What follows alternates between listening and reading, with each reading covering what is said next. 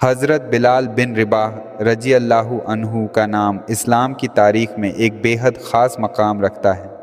وہ ان شروعاتی مسلمانوں میں سے تھے جنہوں نے اپنے ایمان کے لیے بڑی سختیاں اور مشکلات برداشت کیں اور اپنی پوری زندگی اللہ اور اس کے رسول صلی اللہ علیہ وسلم کی راہ میں قربان کر دی۔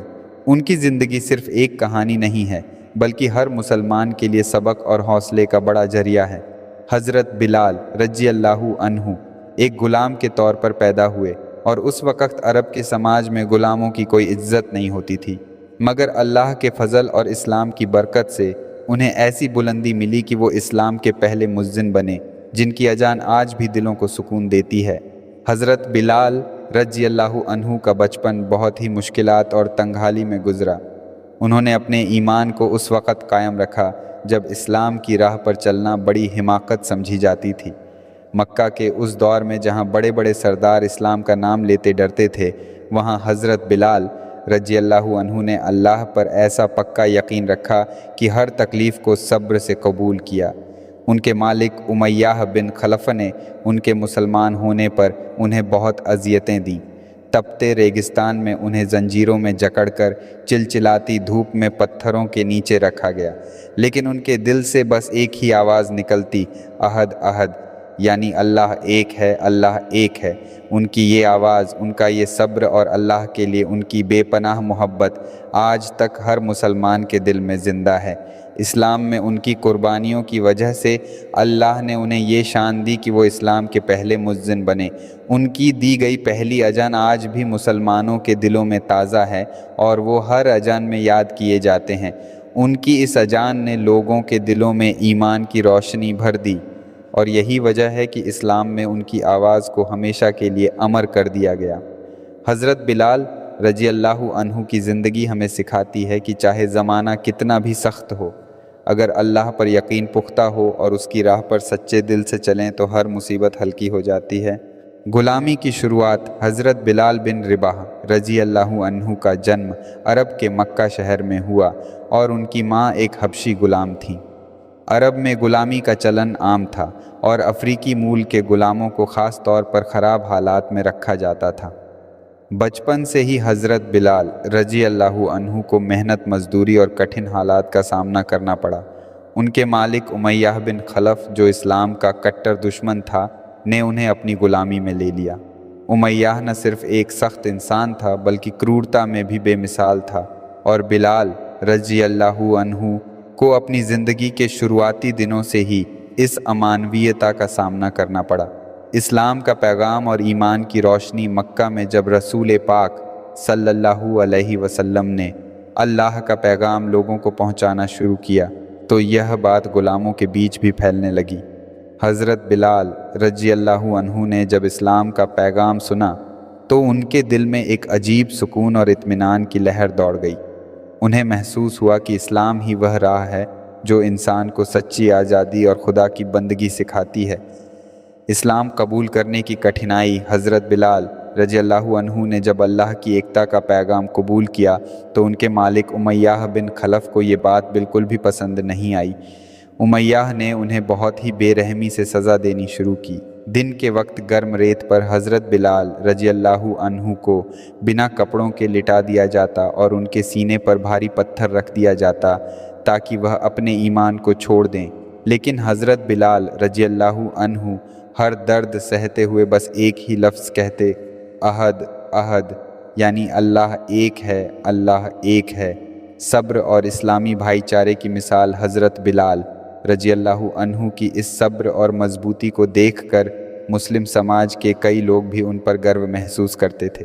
جب یہ بات حضرت ابو بکر صدیق رضی اللہ عنہ تک پہنچی تو انہوں نے امیہ سے کہا کہ وہ حضرت بلال رضی اللہ عنہ کو آزاد کرنا چاہتے ہیں۔ کافی جد و جہد کے بعد حضرت ابو بکر رضی اللہ عنہ نے ایک موٹی رقم دے کر حضرت بلال رضی اللہ عنہ کو آزاد کروا لیا۔ یہ اسلامی بھائی چارے کی ایک بہترین مثال تھی جس میں ہر انسان کا حق اور اس کی عزت کا خیال رکھا گیا تھا۔ آزادی اور اسلامی شکشا کا پھیلاؤ آزاد ہونے کے بعد حضرت بلال رضی اللہ عنہ نے اپنی زندگی کو پوری طرح اسلام کے دین کے لیے وقف کر دیا۔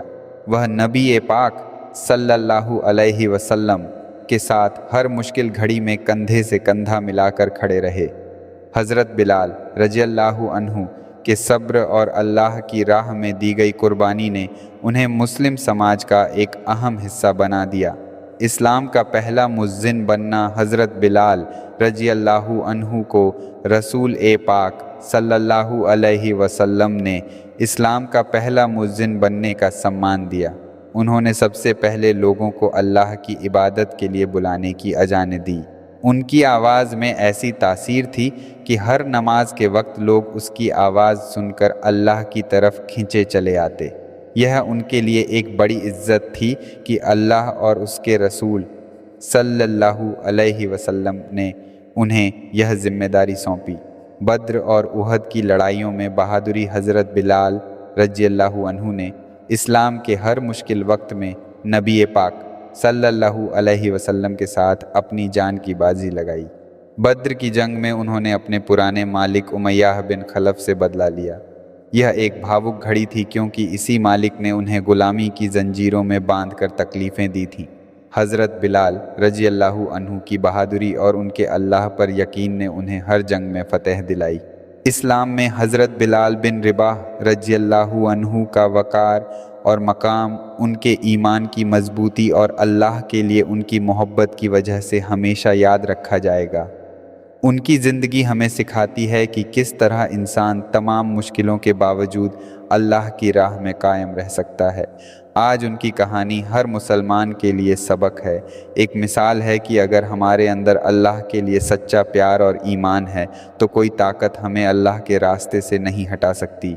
हज़रत बिलाल रज़ियल्लाहु अन्हु का सब्र, उनकी कुर्बानी और उनकी अजान हमें याद दिलाती है कि ज़िंदगी के हर पहलू में हमें सब्र से काम लेना चाहिए। चाहे हालात कितने भी मुश्किल क्यों ना हों, अगर दिल में सच्चाई हो और अल्लाह पर भरोसा हो तो इंसान हर मुश्किल का सामना कर सकता है। इस्लाम में सबसे अहम चीज़ अल्लाह पर भरोसा करना और अपने ईमान को मजबूत रखना है। हज़रत बिलाल रज़ियल्लाहु अन्हु ने हमें ये दिखाया कि दुनिया की हर सख्ती के बावजूद अल्लाह पर यकीन रखने से ही इंसान को असली कामयाबी मिलती है। उनकी अजान, उनकी आवाज़ और उनका सब्र हम सब के लिए एक निशानी है। उनकी ये दुआ और अजान आज भी हमारे दिलों को जोश और हिम्मत देती है और हमें ये याद दिलाती है कि चाहे हम किसी भी हालत में हों, अगर हमारे अंदर ईमान की रोशनी है तो हम हर मुसीबत का सामना कर सकते हैं। आज हम सबको चाहिए कि उनकी इस मिसाल को अपनाएं और अपनी ज़िंदगी में सब्र, इखलास और ईमान को मजबूत करें, क्योंकि हज़रत बिलाल रज़ियल्लाहु अन्हु की तरह अगर हम अल्लाह की राह में चलेंगे तो दुनिया की कोई भी चीज़ हमें रोक नहीं सकती।